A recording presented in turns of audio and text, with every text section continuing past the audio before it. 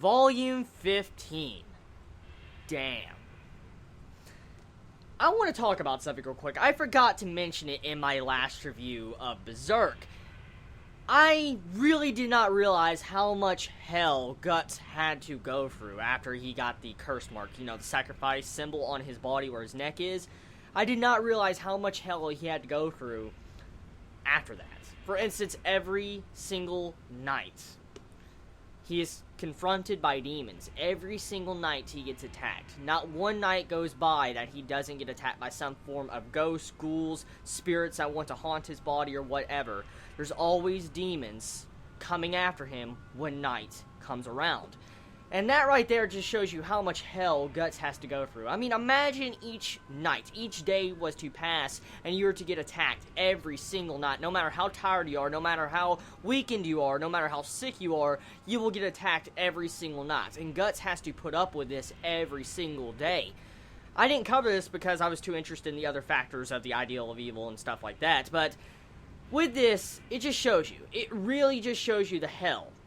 And I would not wish that on anyone. I would not wish what Guts has to deal with at all on anyone. I mean, I've already said I wouldn't wish on anyone with, his tragic backstory. But having to deal with each individual night of having to fight would probably get either old, repetitive, and it would finally wear you out eventually. Eventually, it would break you down, no matter how epic and badass you are. And honestly, with this, it just shows you how strong and how much willpower and how much rage is really keeping Guts' 2 feet marching forward in this series. That's exactly what you can see from this. All these nights that Guts gets attacked relentlessly, constantly, over and over again, he still stands strong no matter what it is, no matter what conflicts arrive in front of him. And I noticed now, after thinking about it and thinking about, this volume and the previous volumes 1, 2, and 3, the little fetus thing that we know that is Guts' child is actually the one attacking Guts. He's bringing spirits over to attack Guts. Like, specifically in this volume, you see Guts sitting at a campfire, and at the campfire, he sees, his fetus child pop up in the campfire, and it summons the spirits of these dead children that Guts killed earlier that day to fight him. And Guts has to go face to face with these children that he killed earlier. You could tell that in his face expression, what he did that day, Guts has a lot of pain after killing children. He did not want to kill those children, and you could tell he was sickened about it, and it definitely plagued his mind, because you saw it appear in his mind when he saw the corpses of the children. Even though he killed the children, and he had to kill them, it shows that he still has some form of humanity to feel sorry about this. That's what it really shows. Speaking of humanity, I want to bring up something really quick. With the end of this volume, okay? I don't know if I can show the page, depending on how graphic it is. Let me see. No, I can't show you. Shit. Either way, pretty much Guts, I want to quote this. I want to quote the exact saying, okay? For an instant, swaying inside the blaze, he was the one who looked more like a terrifying monster to me. Right there, it pretty much depicts Guts as a demon. That's exactly what that passage depicts Guts as. And if you think about it, since we found out about the idea of evil, in volume 13, I don't know why I'm saying chapter, in volume 13 we found out about the idea of evil and how God was made, it makes so much sense now that, demons are looking at Guts like a demon, because technically demons spawned from humanity. So, it's really interesting if you think about that. Guts technically is the main reason why the idea of evil, is there because of people like Guts. And to have that rage backing him, it's fucking crazy if you think about it. I mean, the ideology, the symbolism, different things that connect between that, idea of evil and Guts and stuff, it just has so much fucking meaning. It really does. And I really, really, really love the themes of Berserk. I know I've said it a lot, but I just love it. I love how they're making Guts to look like a fucking devil. Like, he looks like Satan. That's how, even demons are depicting Guts as like a freaking demon, a monster. When these fucking demons are looking at Guts as a demon or a monster in their eyes, there is something terrifying. And like I said, that goes along with my, my theory and my viewpoint on Guts and the idea of evil. For instance, how the idea of evil is God, and the God hand are the angels, and you have the apostles that are workers underneath, different people that work underneath Jesus Christ. For instance, Griffith is like Jesus Christ, and Guts is technically Satan. And when demons are looking at Guts, they think of him as Satan. So the entire themes of that, it's so fucking amazing if you think about it like that. So anyways, past that, okay? I don't want to bring up the idea of evil. I don't think all of you want to hear that over and over. But anyways. Okay, so Jill and Rosine, hopefully I said Rosine's name right, but Rosine is the main antagonist of this arc we're currently going into right now. I mentioned her in my last volume review, for instance, volume 14. I mentioned her that she's going to be the main antagonist. Well, she technically is considered the main antagonist of this volume, and I actually thought Guts was going to quickly finish her off in this volume, but shockingly enough, he did not defeat her this volume. Most likely next volume he will defeat her. I don't know.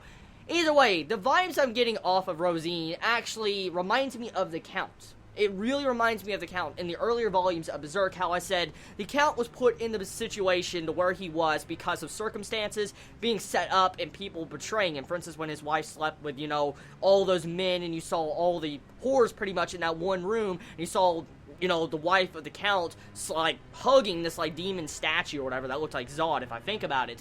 So, the Count, how he turned out was because of different things. It was a tragedy because he was forced in that situation to turn into a demon. And from this standpoint, you can actually think the exact same thing from, Rosine in this volume. I mean, Rosine was turned into a demon not because she wanted to turn into a demon, from what I could see. She turned into a demon because her lifestyle forced her into that situation. She was backed into a corner to where she was forced to do that.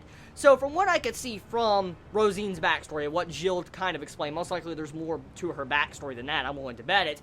But we find out Rosine was once a little girl that Jill knew a lot. Jill knew Rosine, they were childhood friends, they used to hang out, play together, and Rosine was pretty much like a tomboy. That's exactly what she was. She would go out, collect random animals, you saw her holding a snake. She would collect all sorts of random objects that a boy would collect when he's at that age. And you see how Rosine is just like a misfit in, the entire backstory. For instance, you have Rosine that's just, out of place. She's out of place with all the other children. She's just completely different from everybody in the village, and she's completely different. And I like the correlation with the story that Jill told us in this, volume that actually compared and connected with Rosine and Jill herself. The story that was brought up is Peikoff. Now, hopefully, like I said his name right. I'm just going by the translations in the volume.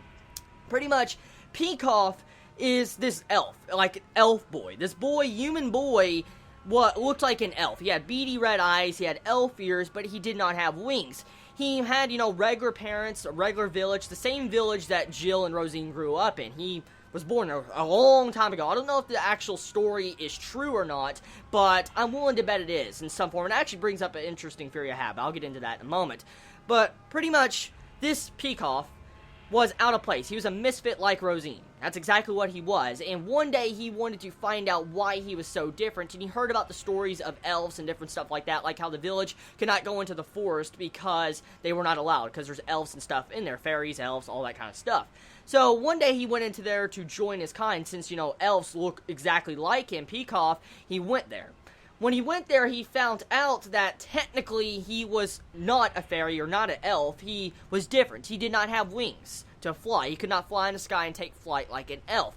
And he found out through one of the elves that he was once a human baby, that his parents, Peikoff's parents, brought him to the forest to save him from an illness. For instance, Peikoff was going to die from an illness and die very young as an early stage baby, probably less than a year old, and the parents begged the elves to heal him. Please heal our child. We'll do anything. And the elves warned the parents that, we'll have to turn him halfway into an elf. For instance, he'll look kind of like an elf with the eyes and ears. And so Peikoff realized this and ran out of the forest to meet his parents and ask for forgiveness. But when he left the forest, hundreds of years passed. And everybody that he knew in the village was long gone, long dead. Everybody he knew was long dead. What felt like moments to him in this forest was years in the real world. Now, I don't know necessarily what this means. It might have something to do with a different time distortion. It might have to do with fairy magic. I don't know. I don't know exactly how elves and fairies work. And that brings me up to the topic I want to mention. As we know from the idea of evil and the different demons that have spawned through the Behelots and stuff, technically demons are born from man. They come from man. That's exactly how demons are formed. Pretty much you get your wish, your desire, destiny, that the idea of evil turns you into a demon, pretty much. You take your appearance of what you want to take. For instance, like Rosine in this volume, she takes the appearance of an elf, like a Japanese hornet type elf. She wants to look like an elf. Well, what is elves? That's the big question I have. Elves, from what I could see, are not evil. They're magical beings that are not evil whatsoever. A majority of demons in the series are humans. All demons were born human, but turned into what they were because of the, the God hand and the idea of evil. So what is elves? How were they born? That's the big question. Because clearly elves are not evil. They don't really care for the God hand from what I could see from Puck in this volume and last volume and the little time I've known him. Puck doesn't seem to be one of those type of people who wants blood all the time, wants to kill humans and stuff like that. So what exactly are elves? Where do they come from? Are they a completely different existence entirely? Is there a good god? Like, for instance, we have idea of evil, okay? We know the idea of evil was born from, the rage, malice, fear, terror, all these different emotions swelling up into one subconsciousness to make this one being. And so, it makes me believe all those swelling feelings of hope, prosperity, and, kindness, warmth, and stuff like that, could that possibly form another god? Could that form, like, the idea of good, or the idea of kindness? Is it possible another god was formed besides the idea of evil? So, like, there's two sides to one coin. And maybe the elves were born from this other god, because the Holy See pops up in this volume, and they popped up actually last volume, but I want to mention this because they had a little bit of a bigger presence in this volume. The Holy See mentions they follow under religion. They have a religion, they follow underneath it, they're following behind a god, and they say that the Black Swordsman, Guts for instance, is connected to the religion. So it makes me believe there might be another god besides the idea of evil, and like I said, my theory is that the fairies possibly spawned from them. Now, I don't know necessarily if fairies were once humans or not, I have no idea, but we know fairies can live for a very long time. And they definitely have good properties about them. For instance, healing people's wounds, like, how Puck heals Guts this entire volume. So, yeah, I'm just throwing it out there. I don't know if the entire essence of fairies has been explained already. I might have missed something about it, but that's just what I want to say right now.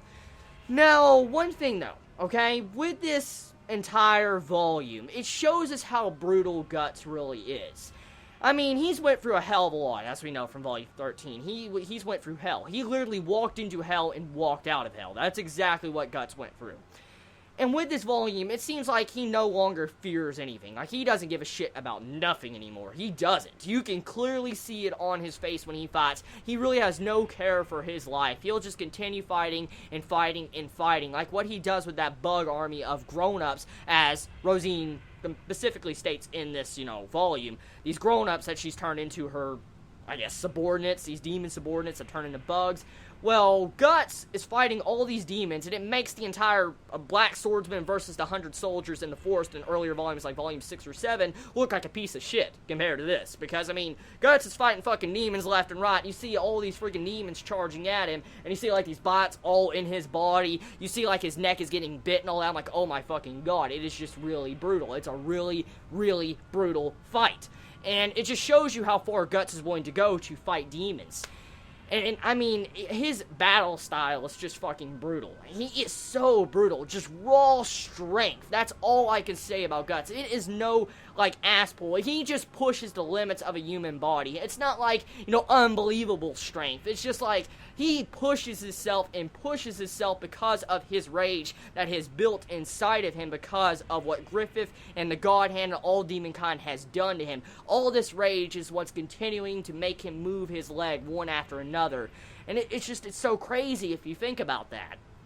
So, one thing though, okay, I do want to say is that Jill has an important decision to make in this volume. She gets the decision by Rosine in this volume, become one of us, become an elf. If you become an elf, you'll be able to fly, you'll be able to give up the hardships of, your village, you'll no longer have to worry about being beaten, you no longer have to worry about being, cold, sick, hungry, starving, stuff like that, and if you join us.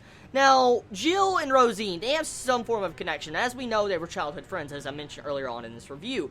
Well, Rosine seems to be kind of like the Count, in certain essence, how the Count cared for his daughter. That's exactly what I'm thinking Jill is. Jill is the daughter to Rosine. For instance, Rosine cares for Jill a lot and doesn't want to hurt Jill. But she was trying to force Jill to turn into an elf. So I don't know necessarily how far her kindness extends to, but she's definitely a lot different to Jill than anyone else. So, overall, this volume is really fucking good. It's a really good volume. Like I said, it just brings up so many different questions and themes. It just shows you the intensity Guts has. It's so damn dark, and I mean, I love it. I love it so much. And it just, when you start thinking about it, like I said, when you start thinking about how the God hand and all that's like Jesus and stuff, and when you look at Guts as Satan, it changes your entire perspective of this series. It does. And, I mean, Guts, will he become Satan? Like, I mean, how evil is he going to get? Because he almost cut through Jill in this. He held back in this volume from cutting through Jill and Rosine at the exact same time. Because if he really wanted to, he could have killed Rosine and Jill at the exact same time. Just cut through an innocent girl and cut through the demon, and he could have gotten his vengeance. But he managed to hold himself back.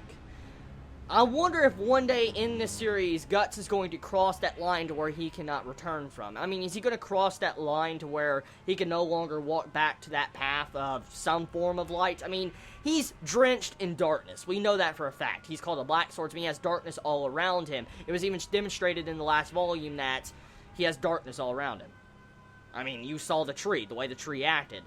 So, I just wonder, will Guts ever do the decision to go past that one line? Like, I mean, he's evil, but not so evil like I guess he would murder pointlessly. He's not like that.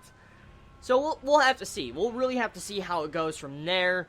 The volume is good. Artwork is fucking amazing, as usual for Berserk. I mean, really, do I need to say why this artwork is good? I've said it a lot. Majority of every single volume review, I've said why the freaking artwork is amazing. The rate faces of Guts, oh my god, 10 out of 10. So, yeah, tell me your thoughts about Volume 15 of Berserk. Did you enjoy it? Did you hate it? What was your favorite moments about it? And personally, do you think Guts can go down an even darker path than it already is? I mean, can his path get any darker than this? And do you feel like Rosine is going to kill Jill? Like, I mean, do you feel like she might give up Jill to get stronger, like how the Count did in the past? Let me know in the comments below. Love you all so much. You have a wonderful day or night wherever you live. Please be safe. Chibi out.